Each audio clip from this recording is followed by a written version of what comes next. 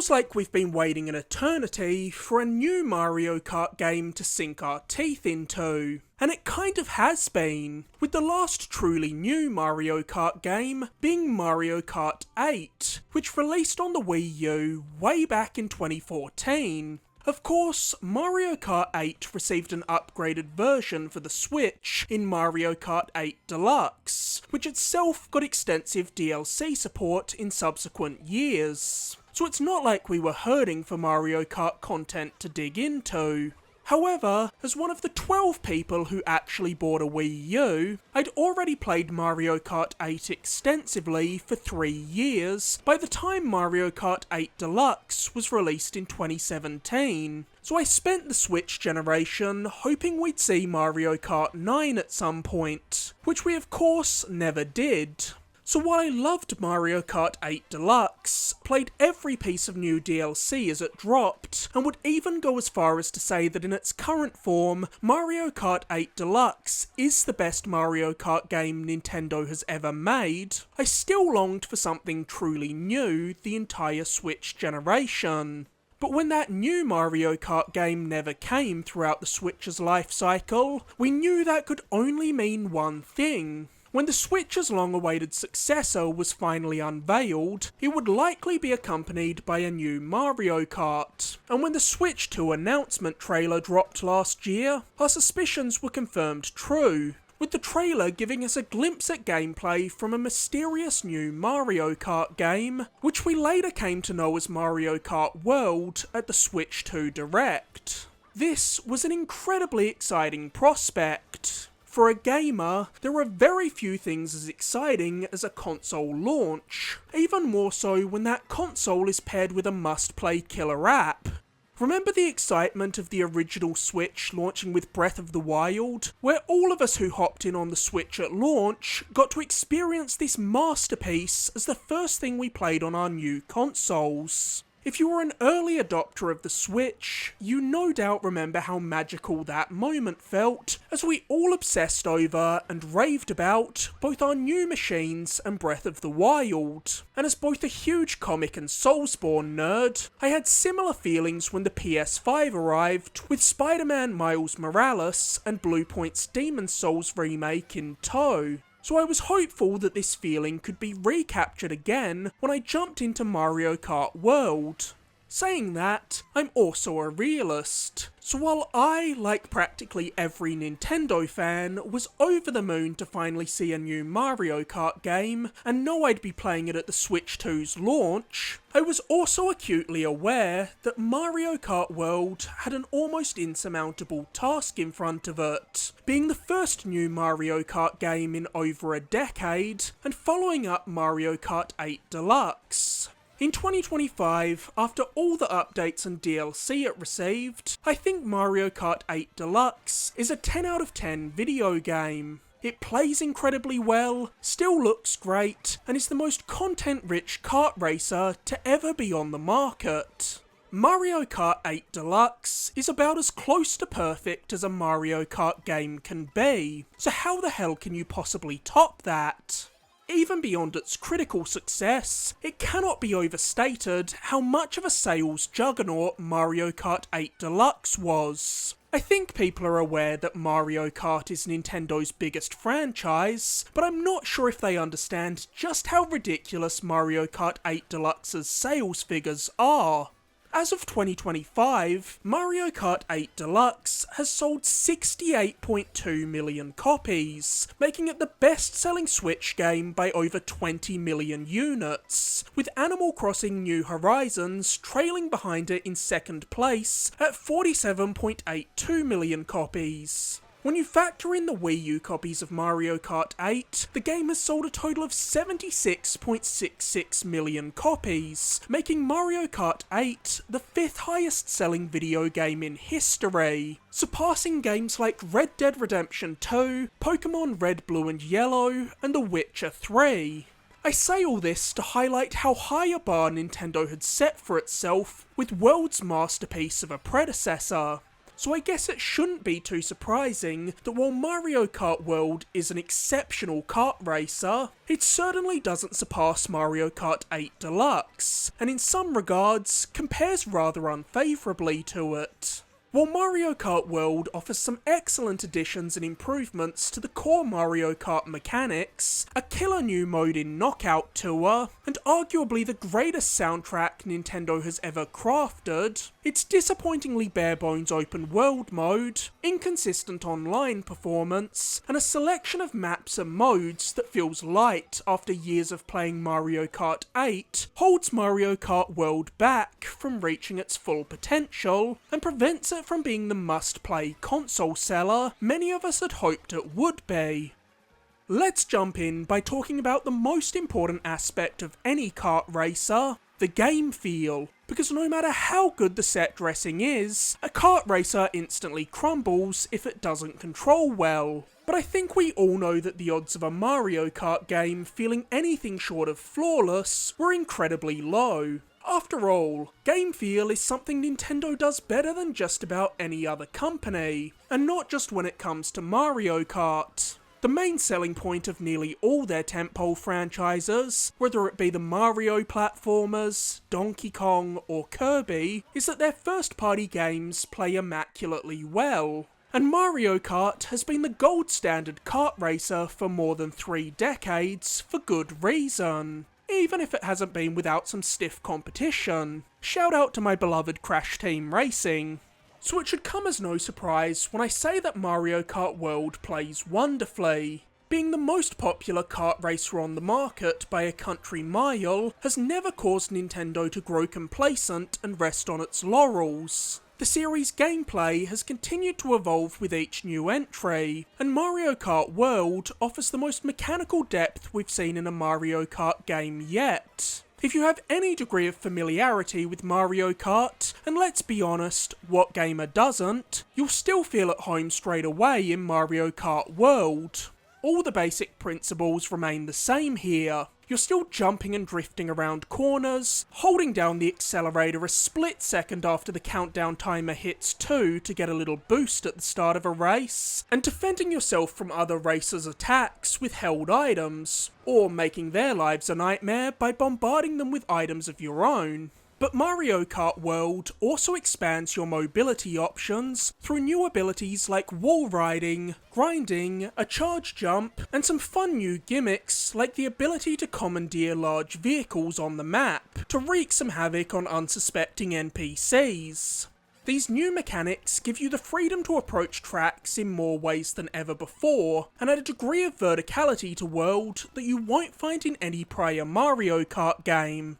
The expanded mobility is just enough to reinvigorate and advance the Mario Kart formula without shaking things up too drastically, making World the most technically deep Mario Kart game yet, even if it doesn't reinvent the formula by any means. Make no mistake, Mario Kart World is far more iterative than it is innovative, but that's not a bad thing. Mario Kart's gameplay has been refined to perfection at this point, so it'd be stupid to risk messing it up by changing things for the sake of change. With that said, the changes that are here feel meaningful, be it the expanded traversal mechanics or the minor but appreciated tweaks and additions, like the inclusion of a day-night cycle and having your items automatically held behind you to block projectiles so you don't have to keep your finger down on a button the whole race, and they make World the best feeling Mario Kart game yet.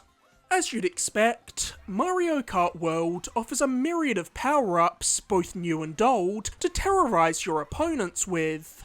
Nintendo has curated an interesting pool of items for World, ranging from old items that are being brought out of retirement, like the Mega Mushroom, which makes its return for the first time since Mario Kart Wii, Mario Kart Tour items, like the Hammer and Ice Flower, that make their first appearance in a mainline Mario Kart game in World, and new items, like the Coin Shell, which leaves a trail of coins in its wake once thrown, and Kamek, who will transform the racers in front of you into different monsters from the Mario series.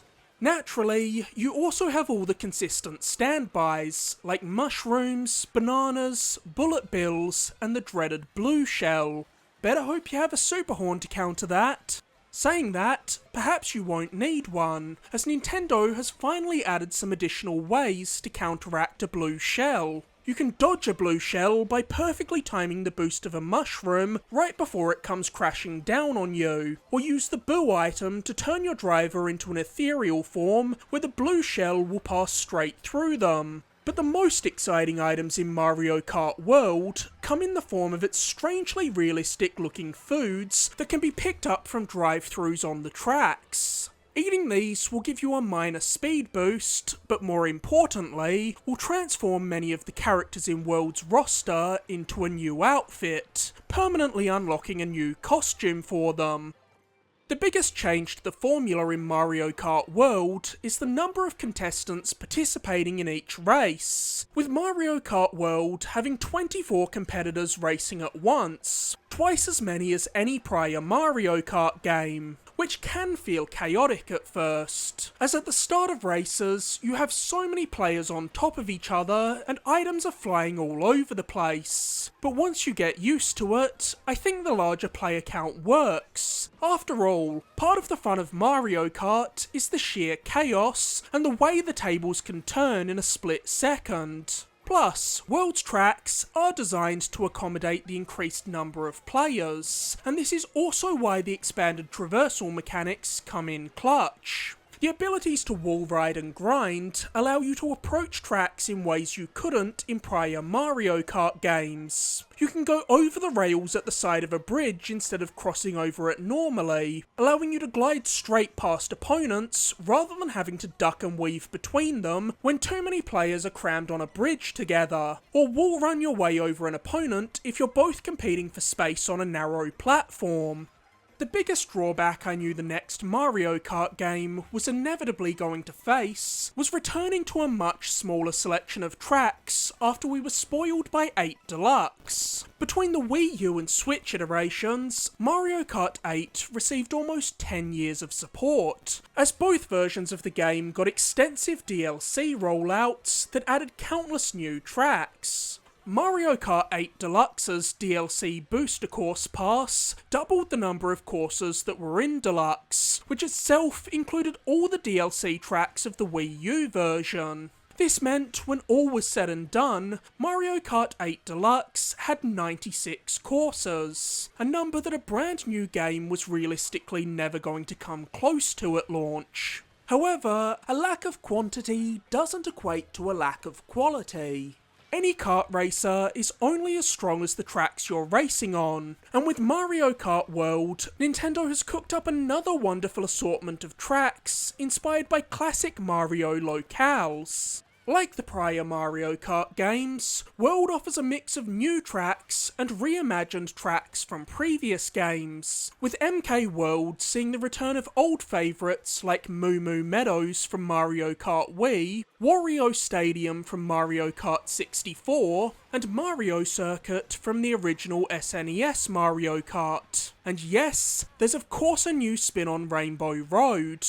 All of these stages are as delightful as ever to race on and look better than ever before here, but we all know that it's the new courses that are always the most exciting to explore in a Mario Kart game, and World has some absolute all-timer tracks among its new courses. The new tracks Nintendo have crafted for World are exceptionally well designed and feel more alive than the tracks of any prior Mario Kart game.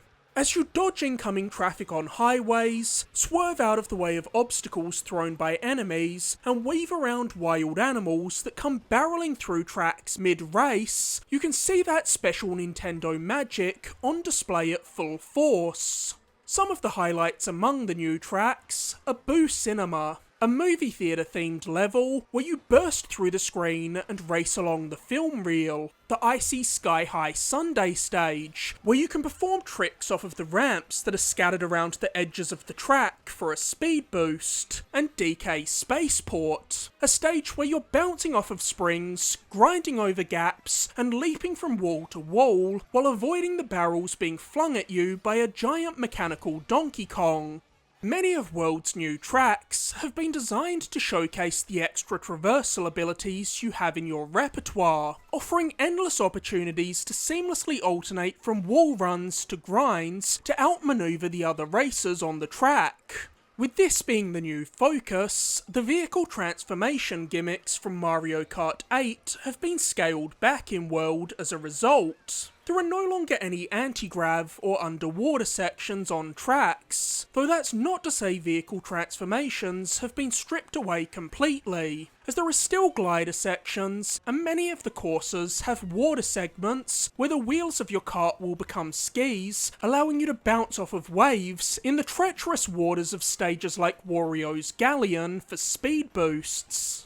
As they say, practice makes perfect, so there's endless incentive to keep revisiting tracks over and over again in Mario Kart World, as you're constantly discovering new routes and shortcuts through these courses, by hopping off of rails, bouncing from wall to wall, or using a well-timed mushroom to bypass a turn and cut through a patch of dirt or grass that would normally slow you to a crawl. And it's only by using the time trials to become intimately acquainted with each track that you'll be able to master them fully, by discovering every last exploit to find the optimal path through the courses, and give yourself a one-up in even the sweatiest of online matches. As always, you'll choose the speed at which you tackle the tracks here, with World offering the standard 50, 100 and 150cc speeds, as well as an unlockable mirror mode that has you racing the tracks backwards. But it is worth noting that World is missing the ultra-fast 200cc mode that came to Mario Kart 8 as a free update, and while I'm sure a 200cc mode will be added as part of World's post-release roadmap, I was expecting it to be included at launch here, so its absence is disappointing. While at 32 tracks, Mario Kart World's selection of stages may feel paltry in comparison to what you'll find in 8 Deluxe, the same can't be said about its character and kart selections, as World actually eclipses 8 Deluxe in both of these regards. Everyone quickly finds their go-to character to play as in Mario Kart, but you'd be forgiven if it takes a while to settle on one here, as you're spoilt for choice, with Mario Kart World offering a gargantuan roster of over 50 colourful characters to play as, the most to ever grace a console Mario Kart game. I love that Nintendo didn't hesitate to throw in some outlandish picks for the playable racers here. While you have all the expected picks like Mario, Luigi, Peach, Bowser, Rosalina, Toad, and the various baby variants, Mario Kart World's roster is also packed with fun side character picks like Pauline and Lakitu, who does in fact come and pick himself up when he falls off the track, a plethora of deep cut enemies like coin coffers and the cataquacks from Sunshine, and creatures that are normally just set dressing like dolphins, crabs, and the piantas who inhabit Sunshine Plaza.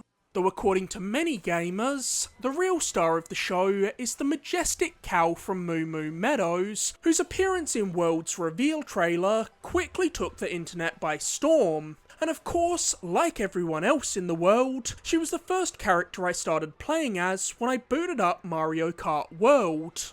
The only thing so far absent from Mario Kart World's roster is guest characters, with Link, the Inklings, and the Animal Crossing villager being playable in Mario Kart 8 Deluxe, though it is worth noting that those characters weren't in the Wii U version of Mario Kart 8 at launch, and instead came later down the line as DLC. So we'll more than likely see the same thing happen again with Mario Kart World. With 50 characters, 40 vehicles consisting of a mix of karts, bikes and ATVs, the vast majority of which are locked when you start the game, and over 1,000 stickers that can be used to customise said vehicles, Mario Kart World provides endless little dopamine hits, as you're constantly unlocking something new every time you play. Though as a quick side note, I am so sick of Nintendo using collectible stickers as an answer to their lack of an achievement system, something that other platform holders have had for 3 generations now. One major shake-up to the formula in Mario Kart World comes with the karts themselves, as Mario Kart World does away with the kart customization of Mario Kart 7 and 8, returning to standard, preset vehicles instead. While at first this may sound like Mario Kart World is taking away options and oversimplifying things, ultimately, this change is for the best. Having a selection of standard karts streamlines things and gets you into the action quicker, as you're not stuck sitting around waiting while everyone fiddles around in menus, checking how changing each component will affect their stats. Mario Kart has always thrived as a quick pick up and play game that everybody can play when you have a gathering of friends and family, so it's the rare game that I think benefits from being as streamlined and simple as possible. Mario Kart World has a robust selection of modes to jump into, but the meat and potatoes of any Mario Kart game is the Grand Prix mode, where you'll race through 4 tracks back to back as you play through various cups. This is where the vast majority of my time with every Mario Kart game is spent, as I want to earn the 3 gold stars in every cup on each difficulty, and it's usually the go-to if you've got a friend over and you want to play some Mario Kart. But the Grand Prix mode has undergone a pretty substantial change in Mario Kart World, as instead of racing multiple laps throughout each track, then moving on to the next automatically, you'll instead race between the tracks as well, through a carved out portion of Mario Kart World's interconnected open world map that houses each racetrack. Interestingly, there doesn't seem to be a common consensus among the Mario fandom regarding this change. Some like the way they've mixed up the formula, while others don't like the fact that it sees you spending more time driving in a straight line, and prefer the classic 3 laps around a track setup. Personally, I liked this change. I don't need it to become the new standard for Mario Kart going forward, but these in-between sections help give World its own identity and lead to a more dynamic Grand Prix mode. Outside of Grand Prix, you've also got the standard supplemental Mario Kart modes. Your Versus mode, where you race against friends on any of the 32 tracks. Time trials, where you can refine your skills. Racing maps over and over again to shave those seconds off your lap times. And the battle mode, where players zip around arenas, gathering items to pop the balloons on the opposing racers' vehicles. Which I know is an important mode to many players, but has never really been my jam. Car combat just isn't what I come to a Mario Kart game for, and that remains firmly true in World. However, the biggest selling point of Mario Kart World, which was extensively highlighted in the marketing, was the promise of the first open world map in a Mario Kart game. Hell, it's why this game is called Mario Kart World, so it's a massive shame that the open world mode is the weakest aspect of Mario Kart World. Mario Kart World's large map houses all the tracks you'll find in the cups, with large stretches of land containing jungles, mountains, towns, and deserts between them. And I like the novel touch that whenever you load up the game, you'll see the character you most recently played as just driving around the map, and with a press of a button, you can instantly jump in and start controlling them. But while the scope can be impressive, and the environments are interesting enough to drive around, there's just not much to do in the open world, so it feels barren, with long stretches of nothing interesting to see or do. The only things you'll find in this map are collectible coins, question mark panels that reward you with a sticker when driven over, and P-switches that when triggered will give you a bite-sized challenge, like racing to a finish line while avoiding charging chucks who are attempting to push you off course, or collecting a series of blue coins in the middle of a penguin march before a timer runs out. These challenges are all very brief. None of them last more than 30 seconds, and many can be finished in under 10 seconds. But the challenges are also disappointingly uncreative and repetitive. You see the same handful of ideas regurgitated over and over again, which means that open world activities quickly get boring and start feeling like a chore to tick off. It's just not a rewarding map to explore. Sure, there's a novelty to driving around an open world in a Mario Kart game, and it can be fun to just dick around in World's undeniably well-designed map. I enjoyed wasting a couple of hours just driving around, ticking off challenges, taking screenshots, and just soaking up the vibes for a few hours the night I got my Switch too. But that's the thing. It's fun for a couple of hours. After that, it gets old fast, and I know it's not a mode that I'll want to revisit in the future, because the more you play, the more the little niggling issues that free roam is riddled with start to become glaring and frustrating. Why, when I fail a P-switch challenge and hit restart, do I not just instantly restart the challenge? Why am I placed back in front of the P-switch and forced to hit it and sit through the 3-second countdown again, when the challenge itself takes 8 seconds when done successfully? The open world ultimately feels like nothing more than a training area where you can mess around to get accustomed to the extra mechanics of Mario Kart World. Hey, at least it's a good way to unlock all the costumes. It's also worth noting that while you can play around in the open world with friends online, the free roam mode has no split screen option. There are few games as synonymous with local multiplayer as Mario Kart, so having the main mode they were using to sell Mario Kart World lack split screen is disappointing. While the open world is underwhelming, Mario Kart World fortunately has an ace up its sleeve with its other new mode, Knockout Tour, which turned out to be the real star of the game. In Knockout Tour, you race across a large stretch of World's map in one continuous race, with the players furthest back being eliminated at regular intervals, with the starting pack of 24 being slowly whittled down until just 4 players are left standing for the final leg of the race. Knockout Tour is awesome. It's the highlight of Mario Kart World for me. I truly think this game should have been called Mario Kart Knockout Tour, because this mode is the true selling point of World, and may very well be my new favourite way to play Mario Kart. In the modern age, most multiplayer matches are played online, as the unfortunate reality is that it's not always possible to wrangle all your friends together in one room, especially as an adult. So it's important to nail down online stability in multiplayer-heavy games, and this is something Nintendo has always struggled with. While things have improved since the days of the Wii and Wii U, it's undeniable that Nintendo's online infrastructure still lags behind PlayStation and Xboxes. Unfortunately, while it's an improvement over some of Nintendo's past games, Mario Kart World's online still isn't without its issues. While I'd sometimes be able to play 10 races back to back flawlessly without so much as a hiccup, other times I ran into random connection issues that caused frame drops mid-match, or even complete disconnects that booted me back to the menu. It's just ridiculous that Nintendo's online infrastructure remains this inconsistent 20 years into their online services.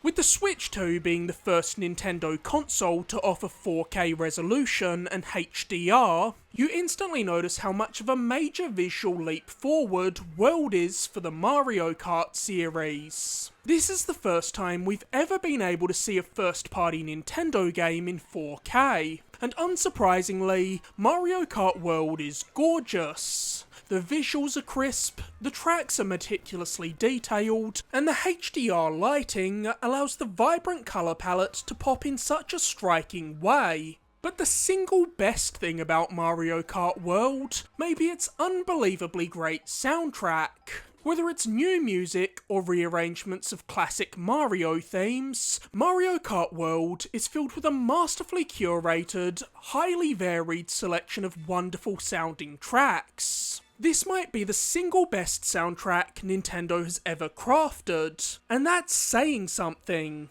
Nintendo's music teams consistently deliver high-quality soundtracks, but as a consequence, it's sometimes hard for any of their soundtracks to truly stand out over the others without doing something drastically new. But Mario Kart World's massive soundtrack achieves that by offering an obscenely large selection of over 200 tracks, while never sacrificing quality for quantity, with these being expertly arranged and orchestrated by a team led by Atsuko Asahi, who had previously shown her musical prowess on games like Animal Crossing New Leaf, ARMS, Pikmin 3, and Super Mario Maker 2. But Mario Kart World solidifies her as one of the greatest musical talents in the entire gaming industry.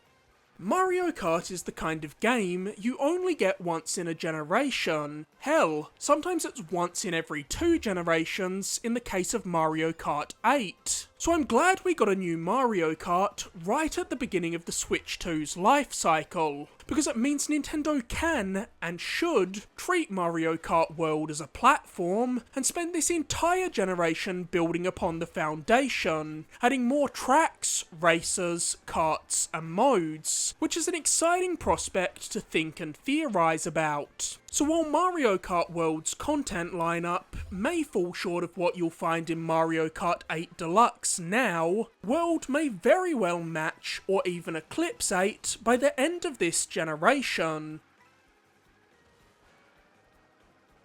I'm sure it's not remotely surprising to anybody that Mario Kart World is a great kart racer that's a joy to play. It'd be a lot more shocking if it wasn't. But the unfortunate reality for Mario Kart World is that it doesn't exist in a vacuum, so inevitably has to be compared to its predecessor. And those comparisons don't always reflect too kindly on Mario Kart World. World had a hell of a task in front of it to live up to the stellar Mario Kart 8. And while in some ways Mario Kart World surpasses 8 Deluxe by offering a larger roster of characters and vehicles, new mechanics that add additional variety and depth to the Mario Kart formula, a standout new mode in Knockout Tour, and the best visuals we've seen in a Mario Kart game by a mile, its dull open world, shaky online performance, and a roster of stages that, while large for any other racer, feels somewhat anemic after being spoiled with 10 years of Mario Kart 8 content, prevent it from being the masterpiece console seller Nintendo wanted Mario Kart World to be. Though maybe a certain tie-wearing apes game is that, but more on that in a future video.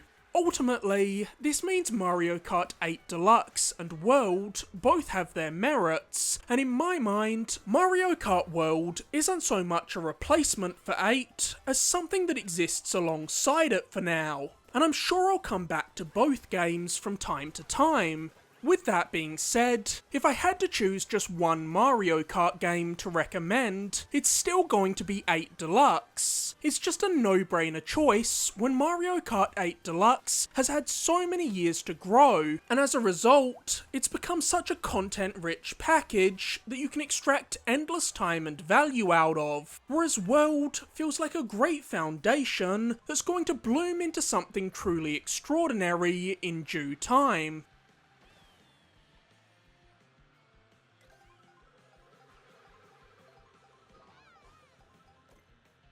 As always, thank you so much for watching. If you enjoyed this review, be sure to like, subscribe, or leave a comment. You can find countless other videos on my channel, including my recent review of Doom: The Dark Ages, and be sure to stay tuned for my upcoming reviews of Death Stranding 2 On the Beach, Donkey Kong Bonanza, and Ninja Gaiden Ragebound. Until next time, be well guys.